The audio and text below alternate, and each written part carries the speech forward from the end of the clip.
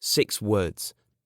Everyone faces challenges in their lives, but sometimes when everything seems lost, someone will say something that, on the face of it, seems frightening or even inconsequential, but changes your whole world.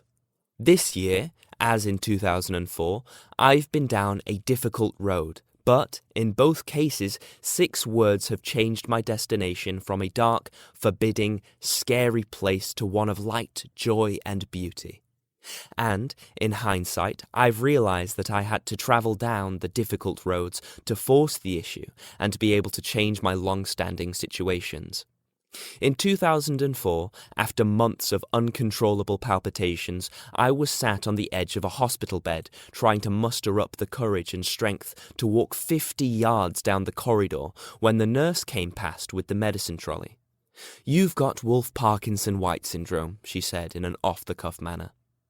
In an instant, panic set in and the walk was put on hold while I frantically Googled Wolff-Parkinson-White syndrome. As I investigated more and following conversations with the cardiologist, it became apparent that the prognosis was far from bleak and that a permanent cure to the syndrome was possible. The rest is history. I firmly believe that I was taken down that difficult road to hear those words and to rectify a lifelong problem.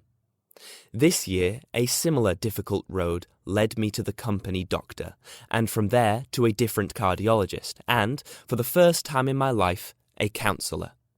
During my second counselling session, after my counsellor had read my copious notes and taking into account the positive results of my cardiology checkup, he said these 6 words: "You need to challenge your anxiety."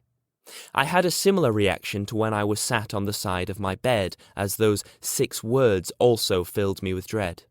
Why would I want to expose my body to the anxiety that had undoubtedly caused me so much suffering over such a long period?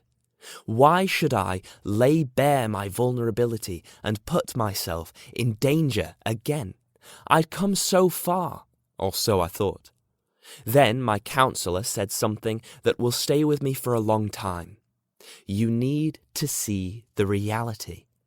And that was the catalyst that I needed to start to fight back. But that's where the similarities with 2004 end. In 2004, I relied on the skill and judgment of the amazing doctors and surgeons. This year, I had to do it all by myself. Nobody else could sort my head out. And here I am today, just past the best Christmas I've had in years. Yes, I've had a few dodgy moments when my heart reacted slightly to a bit too much Guinness or a bit too much exertion. But because I've challenged my anxiety and because I've seen the reality, there is no longer any fuel added to the fire, and I can just waft those dodgy moments away. It's hard to put into words exactly how it feels to not be able to feel my heart, to lie in bed concentrating on feeling it and failing. It's hard to explain how nice it feels to be able to relax and enjoy the festivities as a normal person, to spend time with my family, to choose to have a drink with a good friend, or to sample the delights of Danish blue cheese after a big meal and not pay the price for hours after. We all travel down difficult roads, and I'm sure many of you know people who are on such a road now, where hope seems lost and everything seems bleak. But I know that 6 words can change everything. They may not solve all the problems, but they can make the person who is struggling feel a bit more secure during their vulnerable time. It's okay. I'm here for you.